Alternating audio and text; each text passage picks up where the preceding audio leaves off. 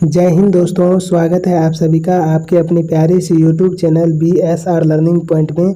दोस्तों, आज की इस वीडियो में हम लोग जानेंगे नौबत खाने में इबादत चैप्टर का सारे के सारे सब्जेक्टिव क्वेश्चंस जो कि बोर्ड एग्जाम में पूछे जाते हैं दोस्तों। और यह यतीन्द्र मिश्र के द्वारा रचित है और इसकी जो विधा है दोस्तों वह है व्यक्ति चित्र। ठीक है, तो यह जो है 11वां चैप्टर है दोस्तों। इससे पहले हमने 10 चैप्टर का जो है सो सारांश पर वीडियो और जो है सो सब्जेक्टिव पर वीडियो बनाया है। यदि आप नहीं देखे हैं तो चैनल पर जाइए, प्लेलिस्ट बना हुआ है, उसे जाकर के जरूर देखिएगा दोस्तों। देखिए यहाँ पर हम फर्स्ट क्वेश्चन से शुरुआत करते हैं दोस्तों। इसका फर्स्ट क्वेश्चन है यहाँ पर कि प्रश्न पहला है कि डुमराव की जो महत्ता है यह किस कारण से है, जो कि आपके बुक का जो है पहला क्वेश्चन है दोस्तों। कहता है डुमराव में जो है नरकट नाम का एक पौधा पाया जाता है। ठीक है, डुमराव में किसका जन्म हुआ था? तो बिस्मिल्लाह खां का जन्म हुआ था। तो इसका महत्व इस कारण से है कि डुमराव में नरकट नाम का एक पौधा पाया जाता है जिससे शहनाई बनाई जाती है और इसी पौधे से शहनाई बनाई जाती है, इसीलिए डुमराव की महत्ता जो है क्या है, अत्यधिक है। उसके बाद देखिए दोस्तों आगे यहाँ पर क्या कहता है। आगे कहता है दोस्तों, यहाँ पर आप देख पा रहे हैं, कहता है प्रश्न 2 कहता है सुशीरवाद किन्हें कहते हैं। ठीक है, शहनाई शब्द की उत्पत्ति किस प्रकार हुई? तो दोस्तों सुशीरवाद किन्हें कहते हैं और शहनाई शब्द की उत्पत्ति किस प्रकार से हुई, तो इसको हम लोग जानेंगे। उत्तर है कि शहनाई को सुशीरवाद कहा जाता है दोस्तों। शहनाई को ही सुशीरवाद कहा जाता है। इसे मुंह से फूंक कर बजाया जाता है दोस्तों। इसे क्या करके बजाया जाता है? मुंह से फूंक करके बजाया जाता है। अरब जैसे देशों में शहनाई को नत कहा जाता कहकर बुलाया जाता है।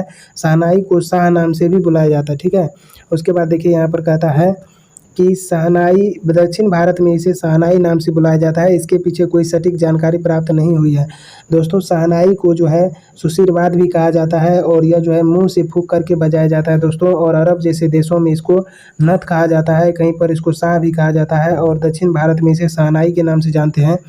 तो इसका जो है कोई सटीक जानकारी नहीं है, सभी जगह पर सभी तरह के नाम से जाने जाते हैं। तो आई होप आपको यह प्रश्न क्लियर होगा कि सुशीरवाद किन्हें कहते हैं। तो सुशीरवाद शहनाई को कहते हैं।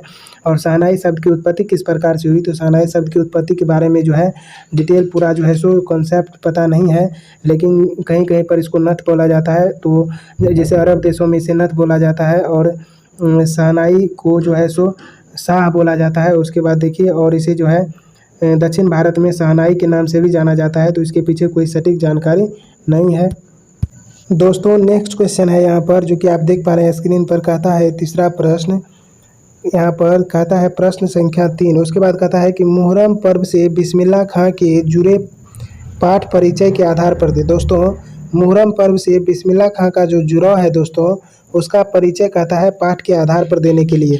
तो दोस्तों मुहर्रम का जो पर्व है, तो मुहर्रम पर्व से बिस्मिल्लाह खां का जुड़ाव काफ़ी घनिष्ठ था। मुहर्रम का मतलब बिस्मिल्लाह खां का शहनाई, परंतु मुहर्रम के दिन बिस्मिल्लाह खां के यहाँ कोई शहनाई नहीं बजाता था दोस्तों। तो इससे पता चलता है कि मुहर्रम पर्व से जो है बिस्मिल्लाह खां का जुड़ाव बहुत अत्यधिक था। और जो कि पाठ के आधार पर बताना चाहे तो कहता है कि मुहर्रम पर्व मुहर्रम पर्व से बिस्मिल्लाह खां का जुड़ाव काफ़ी घनिष्ठ था। मुहर्रम का मतलब बिस्मिल्लाह खां का शहनाई, परंतु मुहर्रम के दिन बिस्मिल्लाह खां के यहाँ कोई भी शहनाई नहीं बजाता था। उसके बाद देखिए नेक्स्ट क्वेश्चन यहाँ पर कहता है दोस्तों। अगला प्रश्न है कि बिस्मिल्लाह खां जब काशी के बाहर प्रदर्शन करते थे तो क्या करते थे? इससे हमें क्या सीख मिलती है? तो दोस्तों जब बिस्मिल्लाह खां जब कभी भी जो है सो प्रोग्राम के लिए बाहर जाते थे तो वहाँ पर क्या करते थे दोस्तों, जब कभी भी काशी के बाहर प्रदर्शन करते थे तो काशी की ओर मुँह करके प्रणाम करते हुए शहनाई बजाते थे। इससे यही सीख मिलती है कि इससे क्या सीख मिलती है दोस्तों? तो इससे यही सीख मिलती है कि हमें अपने कर्म एवं जन्मभूमि को कभी नहीं भूलना चाहिए। तो बिस्मिल्लाह खां बहुत ही उदार भाव से जब कभी भी काशी के बाहर प्रोग्राम करने के लिए जाते थे या शहनाई बजाने के लिए जाते थे तो वह काशी की तरफ मुँह करके शहनाई बजाते थे। और इससे हमें यह सीख मिलती है दोस्तों कि अपने कर्म और जन्मभूमि को कभी भी नहीं भूलना चाहिए। उसके बाद देखिए नेक्स्ट कहता है दोस्तों, जो कि बहुत ही इंपॉर्टेंट है, यह प्रश्न बार बार बोर्ड एग्जाम में पूछे जाते हैं दोस्तों। यहाँ पर कहता है प्रश्न संख्या 5, काशी संस्कृति की पाठशाला है लेकिन कैसे? कहता है इसका उत्तर हो जाएगा कि काशी को संस्कृति की पाठशाला कहा गया है। यह भारत की ज्ञान नगरी है। दोस्तों काशी जो है भारत की ज्ञान नगरी है। यहाँ जो है भारतीय शास्त्रों का ज्ञान है। काशी में किसका ज्ञान है दोस्तों? भारतीय शास्त्रों का। यहाँ से बहुत बड़े बड़े पंडित हुए हैं दोस्तों। यहाँ पर कहता है यहाँ कला शिरोमणि रहते हैं। यहाँ का इतिहास पुराना है। यह प्रचंड विद्वानों धर्मगुरुओं एवं कला प्रेमियों की नगरी है। और उसके बाद कहता है अर्थात काशी संस्कृति विकास का मूल केंद्र है। तो दोस्तों काशी जो है संस्कृति की विकास का क्या है? मूल केंद्र है। तो इस आधार से पता चलता है कि काशी क्या है? संस्कृति की पाठशाला है। काशी क्या है दोस्तों? संस्कृति की पाठशाला है, क्योंकि यह भारत की ज्ञान नगरी है दोस्तों और इसका इतिहास बहुत पुराना है। यहाँ शास्त्रों का क्या है? ज्ञान है। यहाँ कला शिरोमणि रहते हैं। यहाँ विद्वानों गुरुओं कला प्रेमियों यहाँ प्रचंड विद्वान रहते हैं। और उसके बाद दोस्तों यहाँ से क्या होता है कि अर्थात काशी संस्कृति का क्या है? विकास का मूल केंद्र है। ठीक है। उसके बाद देखिए अगला प्रश्न दोस्तों यहाँ पर कहता है, बहुत इंटरेस्टिंग प्रश्न है। यहाँ पर कहता है संगीतमय कचौरी का क्या अभिप्राय है? कहता है दोस्तों इसका उत्तर हो जाएगा कुलसुम हलवाई। जब भी बिस्मिल्लाह खां जाते थे फिल्म देखने के लिए, तो वहाँ पर बगल में कुलसुम हलवाई जो है कचौरी छानती थी। ठीक है। तो कचौरी छानती थी और कुलसुम हलवाई जब कलकत्ते की घी में कचौरी डालती तो उस समय छन की आवाज़ उठती। खाली आवाज़ में अमरुद्दीन शहनाई वादक को जो है सो सारे आरोह, कहता है सारे आरोह अवरोह उतार चढ़ाव दिख सुन जाते। इस प्रभाव से उनकी शहनाई मीठी हो गई थी और अंत लोगों ने संगीतमय कचौरी खाई। कहने का मतलब है दोस्तों कि जब संगीतमय कचौरी का अभिप्राय यहाँ पर यह है कि जब कुलसुम हलवाई जो है सो कलकत्ते के घी में कचौरी डालती है तो जो छन की आवाज़ उठती है, तो वहाँ से जो ध्वनि मिलती है दोस्तों वह आरोह अवरोह की जो ध्वनि उतार चढ़ाव की ध्वनि जो मिलती है, उसी ध्वनि के आधार पर वह जब शहनाई को बजाते थे तो बहुत ही मीठी आवाज़ें निकलती थी और अनंत लोगों को संगीतमय कचौरी खाई। ठीक है। उसके बाद देखिए अगला प्रश्न है दोस्तों जिसमें है कि आशय स्पष्ट करने के लिए कहता है आशय यानी कि भाव स्पष्ट करे। ये भी पूछा जाता है दोस्तों बोर्ड एग्जाम में। कहता है फटा सूर न बक्से लुंगिया का क्या है? आज फटी है तो कल सिल जाएगी। तो इसका जो है हम लोग व्याख्या करेंगे। तो यहाँ पर लिखेंगे दोस्तों कि प्रस्तुत पंक्ति हमारे पाठ्य पुस्तक गोधौली भाग 2 जो है सो नौबत खाने में इबादत शीर्षक से लिया गया है, जिनके रचनाकार जो है सो यतीन्द्र मिश्र हैं, जो इस पंक्ति के माध्यम से कहना चाहते हैं कि बिस्मिल्लाह खां प्रायः खुदा से दुआ मांगा करते थे कि वे उन्हें सच्चा सुर बख्श दे। बिस्मिल्लाह खां क्या करते थे दोस्तों? खुदा से जा कर के दुआ मांगते थे, उनके जो है सो जा कर के वहाँ पर नमाज लगाते थे दोस्तों दिन रात, और वो जो है सच्चा सुर मांगते थे जो संगीत की कसौटी पर हर दृष्टि से पूर्ण तथा खरा है। एक दिन जब उनकी शिष्या ने उनसे फटी लुंगी को बदलने का आग्रह किया तो उत्तर देते हुए कहा कि लुंगियाँ तो सिली या बदली जा सकती है पर सुर सुरीले होने चाहिए, बेसुरा नहीं। ठीक है। तो उनके लिए जो है लुंगियाँ मैंने नहीं रखता है दोस्तों, उनके लिए क्या मैंने रखता है कि उनका जो सुर है दोस्तों, उनकी जो शहनाई बजाने की जो कला है, उनका जो सुर ताल है वह जो है उसका जो है सो बेसुरा ना हो, इसीलिए वो क्या करते थे?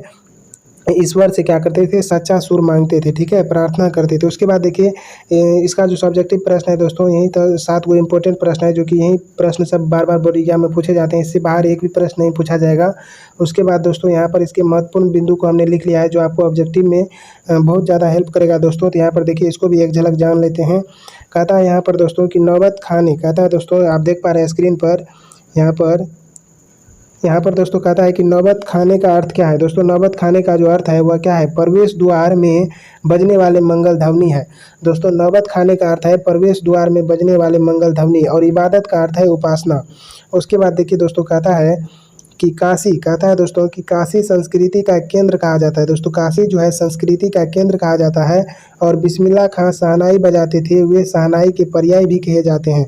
उसके बाद देखिए दोस्तों यहाँ पर कहता है कि बिस्मिल्लाह खां को भारत रत्न पुरस्कार से नवाजा गया, और बिस्मिल्लाह खां को दोस्तों भारत रत्न पुरस्कार मिल चुका है। उसके बाद बिस्मिल्लाह खां का जन्म डुमरांव बिहार में हुआ।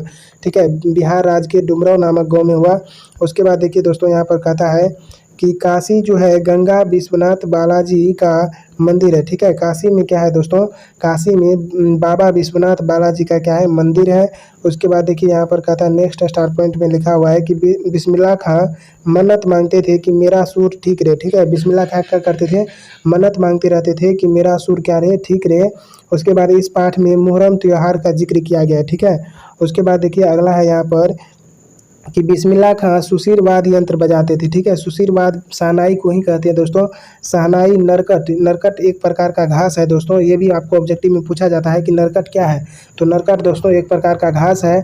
शहनाई नरकट से बनाया जाता है। बिस्मिल्लाह खां के परदादा उस्ताद खां हुसैन डुमराव के निवासी थे। दोस्तों बिस्मिल्लाह खां के जो परदादा थे जिसका नाम था उस्ताद खां, यह डुमराव के निवासी थे। उसके बाद कहता है मुहर्रम, मुहर्रम जो है शिया मुसलमान हजरत इमाम हुसैन एवं कुछ वंश जी के प्रति शौक के लिए मनाते हैं। तो दोस्तों मुहर्रम जो मनाया जाता है वह शिया मुसलमान और हजरत इमाम हुसैन और कुछ वंशों के प्रति शौक मनाने के लिए मुहर्रम मनाया जाता है।